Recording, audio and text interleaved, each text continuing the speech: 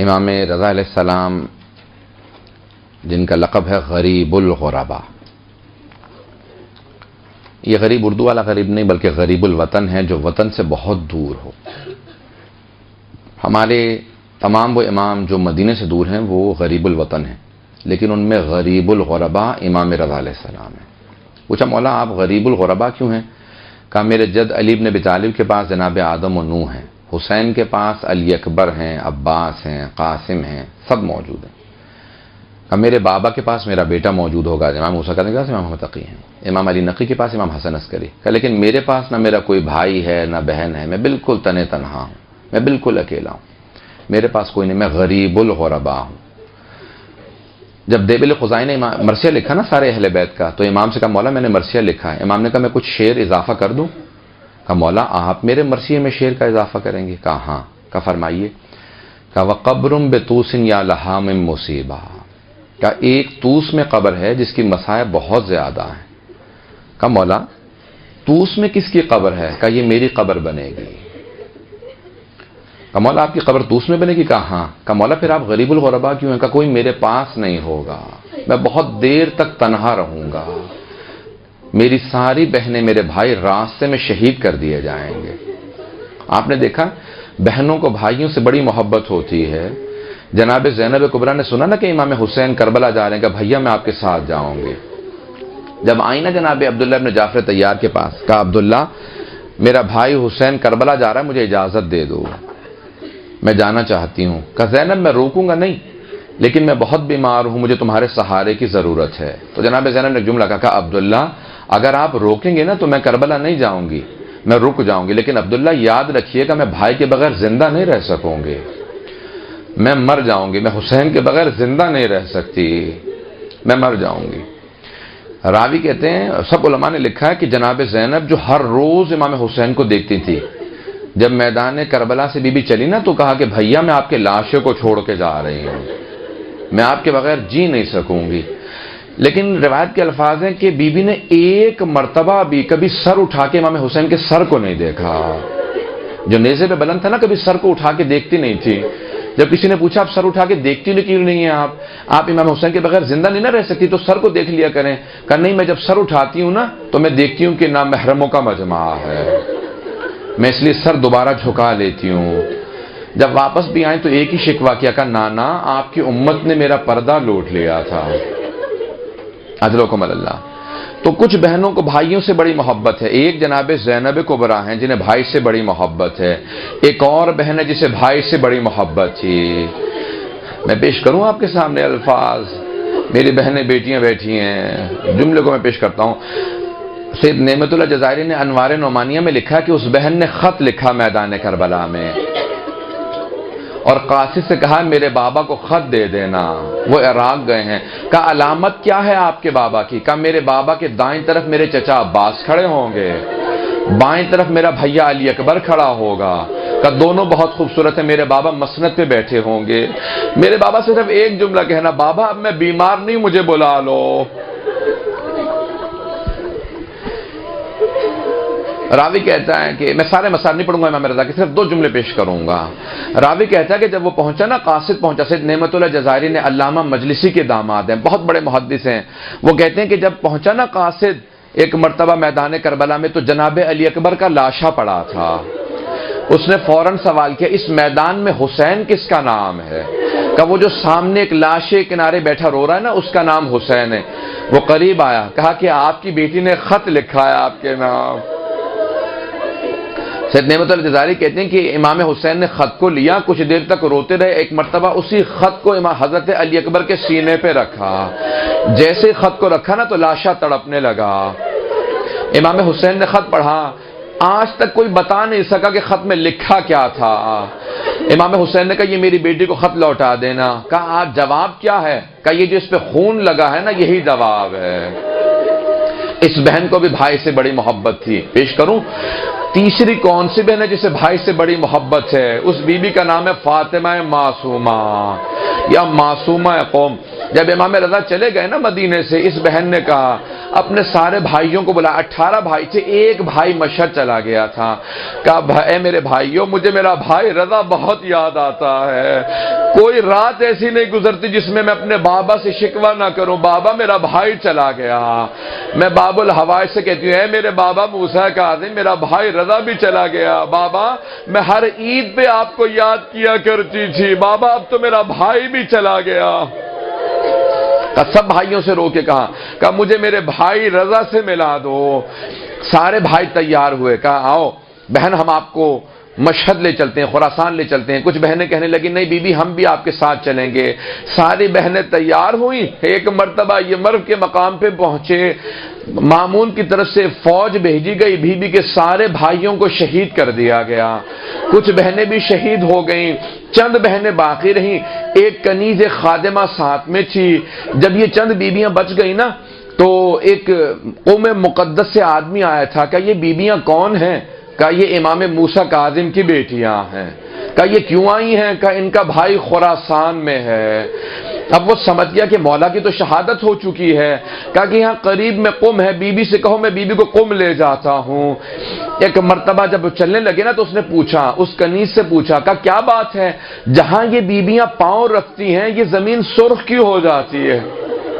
کہا میری بیوی کی اونٹنی کو مار دیا گیا، نالین ٹوٹ گئے ہیں، پاؤں بہت زخمی ہیں، پتھروں پہ چل چل کے میری بیوی کے پاؤں زخمی ہو گئے ہیں۔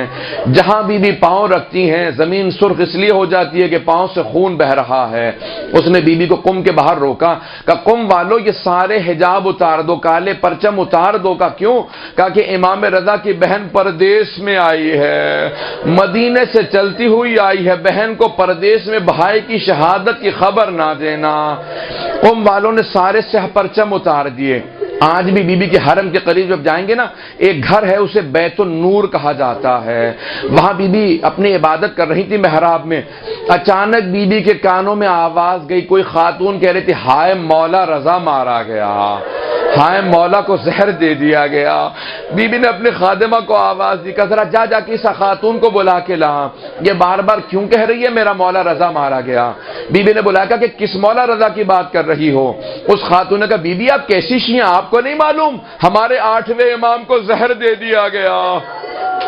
ایک مرتبہ جناب معصومہ قم زمین پہ گر گئی، کہا بھیا میرا انتظار نہیں کیا، میں قم سے چل کے آئی تھی، میں بڑی تمنا سے حسرت سے آئی تھی، میں اپنے بھائی سے ملوں گی، میرا بھائی مجھے پیار کرے گا۔ اجرکم اللہ، بس میں 2 جملے پیش کروں گا، مجھے معاف کیجیے گا اگر میں سخت جملے پڑھ دوں۔ وہاں امام رضا مشہد میں تڑپ رہے تھے، کہا خواجہ ابا سل سے، کہا خواجہ تم مجھے غسل و کفن نہ دینا۔ کہا مولا کون غسل و کفن دے گا؟ کہا میرا بیٹا محمد تقی مدینے سے آئے گا، جب وہ آئے گا نا اسے ایک جملہ کہنا، آپ کے بابا نے بڑا شدت سے انتظار کیا، وہ چاہتے تھے ان کا جب دم نکلے ان کا سر آپ کے زانوں پہ ہو، ہر باپ کی حسرت ہوتی ہے میں اپنے بیٹے کے دامن پہ دم دوں۔ غریب الغرباء امام رضا، ایک مرتبہ امام نے کہا کہ مجھے زہر دے دیا گیا، جب تسبیح کی آواز بند ہو جائے سمجھ لینا میری شہادت ہو گئی۔ اتنے میں تسبیح کی آواز بند ہوئی، خواجہ ابا سلط بھی رو رہے تھے، دیکھا کہ اچانک کوئی جوان حجرے میں آیا، کہ آپ کون ہیں؟ میں نے سارے دروازے بند کر رکھے آپ اندر کیسے آ گئے؟ کہا کہ اے خواجہ ابا سلط، وہ خدا جو مجھے مدینے سے خراسان لا سکتا ہے وہ مجھے گھر میں بھی لا سکتا ہے۔ کہ آپ کون ہیں؟ کہ میں محمد تقی اپنے بابا کو غسل دینے آیا ہوں۔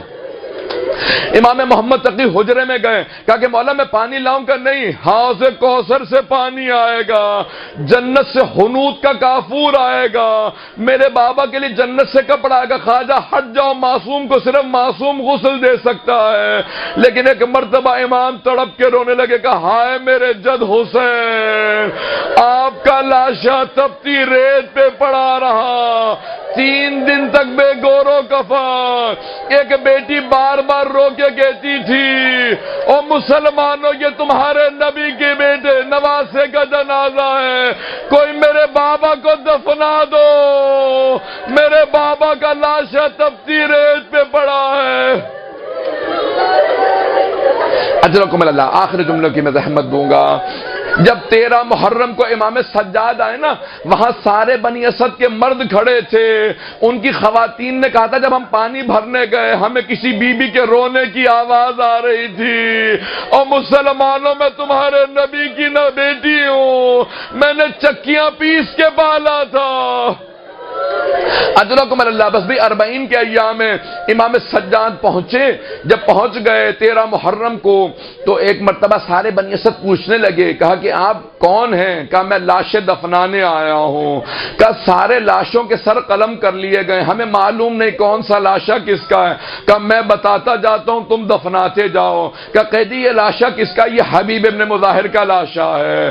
کہا یہ لاشا کس کا؟ کہا یہ میرے بھیا علی اکبر کا لاشا ہے۔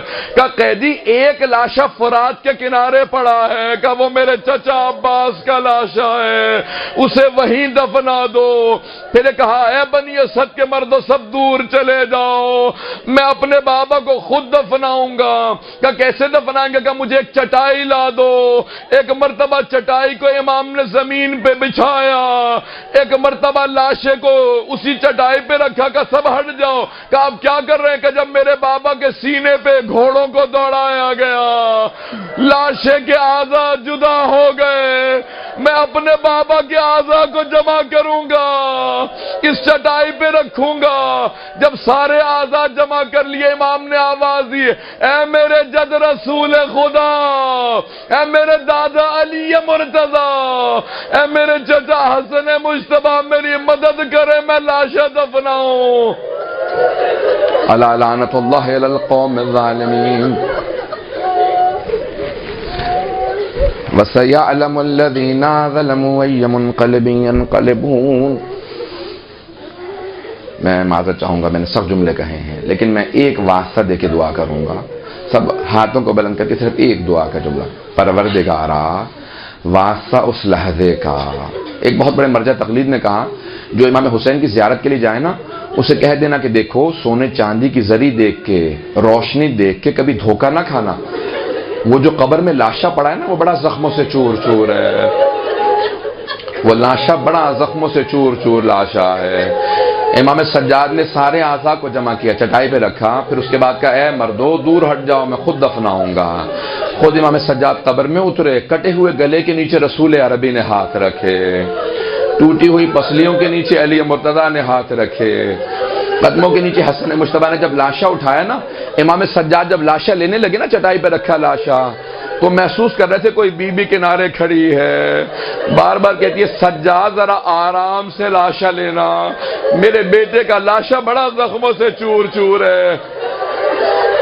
امام سجاد نے لاشے کو رکھا، قبر کو بند کیا، جب جانے لگے نا تو قبر پہ ایک جملہ اپنی انگلی سے لکھا، ھذا قبر ابی عبداللہ الحسین الذی قتل غریبا وعطشانا۔ یہ ابا عبداللہ الحسین کی قبر ہے جسے غربت کے عالم میں پیاسا ذبح کر دیا گیا۔ پروردگارا واسطہ اس لاشے کا، ہمیں امام زمانہ کا ظہور دیکھنا نصیب فرما۔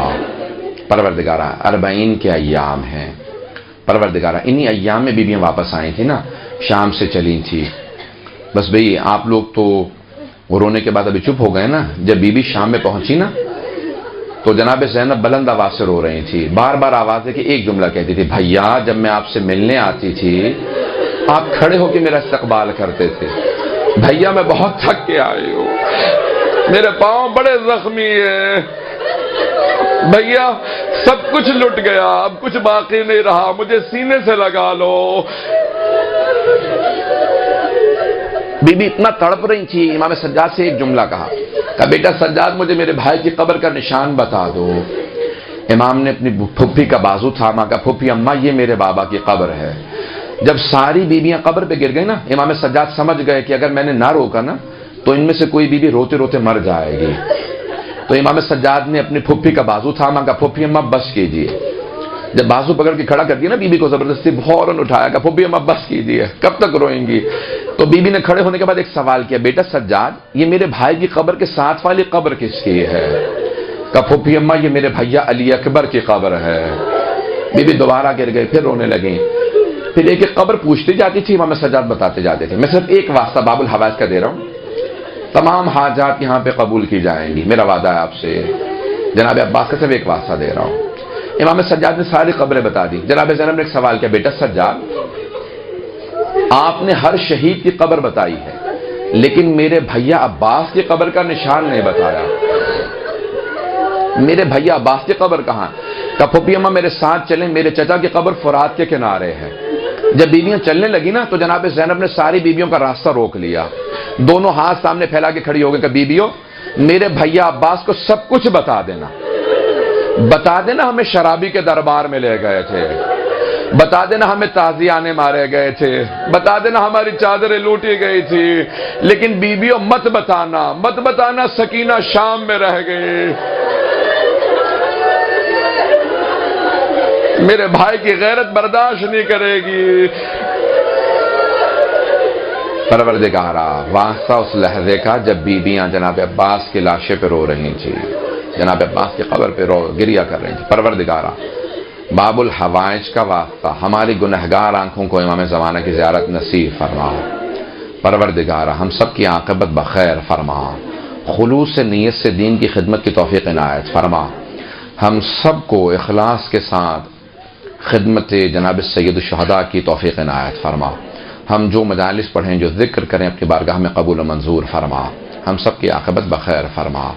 پروردگارا ہم سب کو اہل بیت علیہ السلام کی خوشنودی نصیب فرما، امام زمانہ کا ظہور دیکھنا نصیب فرما، ہمارے مقامات مقدسہ کی حفاظت فرما، نجف و کربلا کی، کاظمین کی، سامرہ کی، بلد کی، شام کے تمام روضوں کی حفاظت فرما، جنت البقیع تعمیر ہوتا دیکھنا نصیب فرما، جو ہاتھ بلند ہے کسی کو رد نہ فرما۔ پروردگار سب کی دعائیں اپنی بارگاہ میں قبول و منظور فرما۔ پروردگار ہم سب کو زندگی میں امام حسین کی زیارت نصیب فرما، آخرت میں امام حسین کی شفاعت نصیب فرما۔ پروردگار ہم سب کو تمام اہل بیت علیہ السلام کی زیارت نصیب فرما۔ ربنا تقبل منا انك انت السميع العليم بحق محمد وآله الطيبين الطاهرين المعصومين برحمتك يا ارحم الراحمين وصلى الله على محمد وآله الطاهرين